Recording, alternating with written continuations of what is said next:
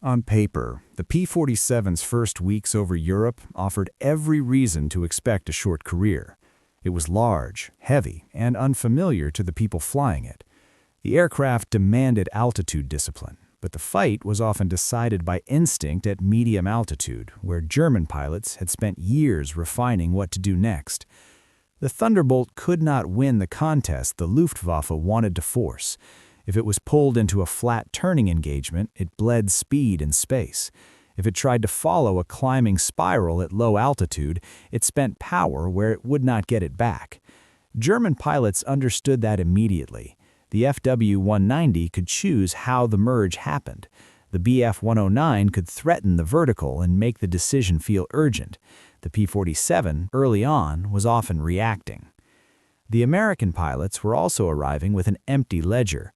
The Luftwaffe had veterans shaped by Poland, France, Britain, and the Eastern Front. Their formations carried a shared vocabulary: when to dive, when to brake, when to commit, when to disengage. The Americans did not yet have that. They had training, but not pattern recognition under real pressure. That difference shows up in early outcomes, not because one side wanted it more, but because one side had more repetitions under the same constraints. Even the machine itself punished mistakes. The Thunderbolt's takeoff torque could bite if a pilot was casual with rudder and throttle. Landings could punish poor energy control. And in dives, the airplane was fast enough to push pilots into compressibility effects they did not fully understand yet, controls stiffening when they needed them most. So the initial problem was not only enemy skill, it was decision timing. The P-47 gave you one clear advantage: speed in the vertical. Yet it also tempted you to spend that advantage without a plan. In April and May 1943, many pilots were still trying to fly it like a smaller fighter, still attempting to match German strengths instead of refusing the comparison. The result was predictable. German confidence stayed high, and American losses arrived early, before the P-47's actual design logic had been turned into a habit. April 8, 1943. About 27,000 feet over occupied France. Oxygen turns routine into procedure. In an FW-190A, a German pilot watches unfamiliar American fighters climbing toward his formation and judges them by mass alone. Below, P-47C Thunderbolts rise in a compact stack, engines pulling hard against drag and weight. They look overbuilt. Barrel fuselages, a canopy that adds height, wings that do not suggest a turning fight. But the aircraft is not meant to negotiate turns. It is meant to arrive at altitude with power in reserve, then convert that reserve into position and time. And in the wings are 8 synchronized .50 caliber guns arranged to put a concentrated pattern into a fixed convergence zone. If the pilot holds the solution for 2 seconds, the math is not subtle. This is the interval when neither side has updated its model. The Germans are measuring by shape and climb rate. The Americans are still discarding habits learned in lighter fighters. In the next minutes, the first engagement will force both sides to recalibrate, quickly and without ceremony. The Thunderbolt was not the result of a search for elegance. It came from urgency. In mid-1940, the United States Air Forces asked for an interceptor that could operate where existing fighters were already losing power. The requirement was explicit: high altitude, sustained performance, enough margin to fight after the climb. Republic Aviation answered by ignoring the weight assumptions everyone else accepted. The aircraft was built around the engine first, not the airframe. The Pratt & Whitney R2800 radio was chosen for reliability and power, then paired with a turbo supercharger system that did not care how thin the air became. Exhaust gases were routed through long ducting to drive the turbine, restoring intake pressure at altitudes where mechanical superchargers were already giving up. This decision shaped everything else. The fuselage grew to contain the system, the structure was reinforced to manage stress and heat. Fuel capacity increased because the engine could actually use it at altitude. What looked excessive on the ground became coherent above 25,000 feet. The same logic governed the armament. 8.5 caliber Browning machine guns were not chosen because they sounded impressive. They were chosen because they could be fed continuously, cooled reliably, and harmonized into a predictable convergence pattern. Each gun carried deep ammunition reserves. The combined rate of fire created density, not spectacle. The intention was not a single decisive hit, but a volume that removed uncertainty. Protection followed the same reasoning. The pilot sat behind armor plate and bullet-resistant glass. The radial engine, lacking a vulnerable coolant system, could absorb damage that would end a liquid-cooled fighter immediately. Control runs were duplicated. Structural members were sized beyond minimum load cases. None of this made the airplane pleasant to fly at low altitude. It made it stable, predictable, and difficult to finish off once engaged. These credentials were not obvious in early encounters because they only expressed themselves when pilots stayed within the envelope the designers assumed. In April 1943, that envelope was still theoretical. The aircraft had the attributes needed to survive and dominate at altitude, but attributes do not act on their own. They wait for doctrine to catch up. The second layer of the problem was not mechanical. It was contextual.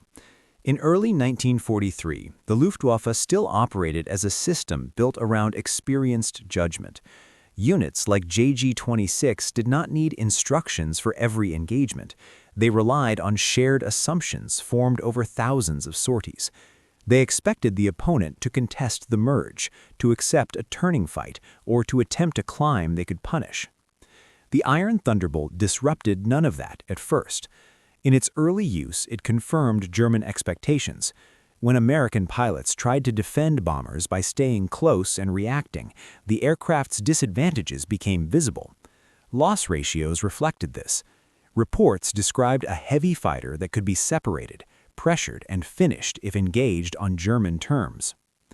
But this context contained a constraint the Germans could not adjust as quickly.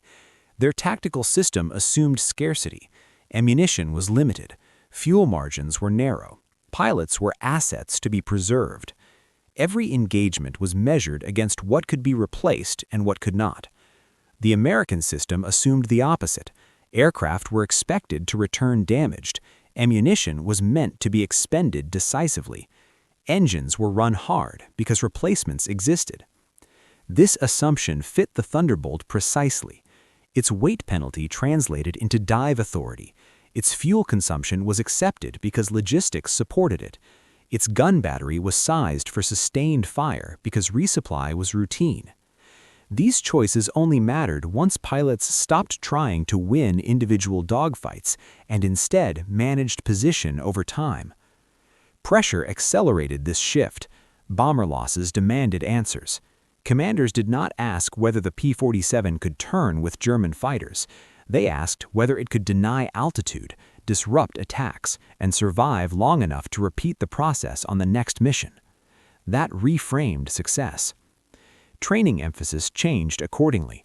Pilots were instructed not to chase angles, but to protect energy. Not to climb after an opponent, but to force the opponent to climb after them. The aircraft's mass, once a liability, became a stored advantage that could be converted into speed at will. The Luftwaffe noticed only fragments of this transition.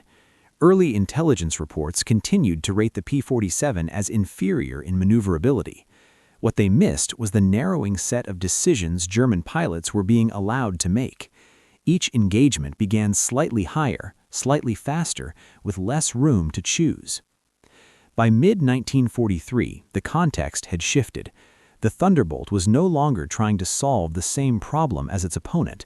It was imposing a different one, built around altitude control, repeated passes, and outcomes determined by accumulation rather than flare. Once the change took hold, the engagement geometry narrowed into something difficult to escape. The Thunderbolt did not need to outturn or outclimb its opponent in the moment. It only needed to start higher, stay faster, and refuse any exchange that spent energy without return. From altitude, the mathematics favored the heavier aircraft. Gravity supplied acceleration that engines could not match. In a dive, the P-47 built speed faster than German fighters could follow without structural risk. The pilot did not chase a solution. He passed through it. If the firing window closed, he did not correct. He climbed back into stored altitude and waited for the next pass. For the Luftwaffe pilot below, the choices collapsed quickly. To evade, he had to brake hard, bleeding speed he could not recover in thin air. To climb, he had to accept a power deficit that grew with every 1,000 feet. To dive away, he risked separation from the bomber stream he was assigned to attack. Each option solved one problem by creating another. The American gun battery turned these constraints into a threshold. 8 50 caliber machine guns, harmonized to a single convergence zone, produced a density of fire that did not require precision over time. It required only a brief alignment. A 2-second burst placed hundreds of projectiles through a volume the size of a cockpit. The outcome was not dramatic, it was final. What made this a trap was repeatability. The Thunderbolt could execute the same profile again and again without degrading its position. Fuel burn was accepted, ammunition expenditure was planned. Damage that would force a German pilot to disengage often did not prevent an American aircraft from remaining in formation. This removed initiative from the defender. German pilots described engagements where nothing felt immediately wrong until the moment it was. The attack arrived from above, passed through, and was gone before a counter-decision could be made. By the time the pilot looked up again, the aircraft was already climbing back into space he could not contest. The fight was no longer about who flew better in a turn. It was about who controlled the vertical timeline. Once that control belonged consistently to the Thunderbolt, the exchange rate stopped being negotiable. When contact occurred, it unfolded quickly enough that memory often lagged behind sequence. The Thunderbolt entered from above with excess speed already calculated. There was no attempt to disguise intent. The aircraft rolled inverted, nose dropped, and the dive began. Acceleration was immediate. Airspeed climbed through ranges where control inputs had to be measured, not corrected. The pilot trimmed once, then held the line. This was not a pursuit. It was a transit through a predicted point in space. The target grew rapidly, not because it maneuvered poorly, but because the geometry allowed no time to change outcome. At convergence distance, the guns came on together. 8 electrical triggers, no stagger, no probing bursts. The stream was continuous, dense, and short. The pilot did not track impacts. He did not wait to see results. The firing window closed almost as soon as it opened. Then the Thunderbolt was already past. Any attempt by the defender to follow failed on entry. German fighters reached structural limits before they reached firing position. Controls stiffened. Engines were pushed into regimes that could not be sustained. Even when rounds struck the American aircraft, they often did not force an immediate break. The dive continued until the pilot chose to recover. Pullout was deliberate. The aircraft converted speed back into altitude along a shallow climb, engines still producing power where others lost it. Within seconds, the Thunderbolt was again above the engagement, repositioning rather than re-entering. From the ground, the fight looked chaotic. Aircraft crossed, diverged, reappeared. But from the cockpit, it was procedural. Altitude, roll, dive, fire, extend, climb. The sequence repeated until the opposing formation dispersed or ran out of usable space. What mattered was not how dramatic the pass appeared, but how little it demanded from the pilot in the moment. Decisions were made earlier, at altitude, when time still existed. By the time the guns fired, the outcome had already been shaped. The act itself was brief, technical, and difficult to interrupt. After the engagement, the difference showed in what remained controllable. Thunderbolts that took hits often stayed in formation. Oil streaked across windshields. Control response degraded. Instruments failed one by one. Yet the aircraft usually retained enough authority to climb, cruise, and return. This altered how pilots evaluated damage. A hit was not an automatic withdrawal. It became a variable. Radial engines continued to run with cylinders damaged. Control systems, duplicated by design, tolerated partial failure. Even structural damage rarely produced immediate loss. The aircraft was expected to be flown home in compromised condition, and pilots were trained to do exactly that. For the Luftwaffe, the threshold was lower. Limited fuel margins and vulnerable systems forced early disengagement. A damaged aircraft often meant abandoning the bomber stream and running for base, alone and exposed. Each disengagement reduced pressure on the escorts and compounded the imbalance over time. Command, once regained, did not drift. Thunderbolt formations reassembled at altitude. Escorts rotated positions. Pilots checked fuel, ammunition, and engine limits, then resumed coverage. The fight did not end with a single exchange. It paused, then resumed on terms that had not changed. Commanders measured success differently now. The objective was not a tally, but continuity. Bombers passed through contested airspace with fewer interruptions. German attacks arrived later from worse positions or not at all. Each cycle reinforced the same pattern. The aftermath of each encounter fed directly into the next. Damage tolerance preserved numbers. Numbers preserved altitude control. Altitude control reduced risk. What had begun as a difficult aircraft to understand became predictable in use, not because it was simple, but because its behavior under pressure was consistent. In that consistency, control returned to the side that could afford repetition. The Thunderbolt did not need to be perfect. It only needed to remain present. The early laughter faded quietly. There was no single moment when opinion changed, no announcement that the evaluation had been wrong. It shifted through reports, then through absence. Fewer interceptions succeeded. More formations returned without contact. Pilots noticed which engagements they could no longer influence.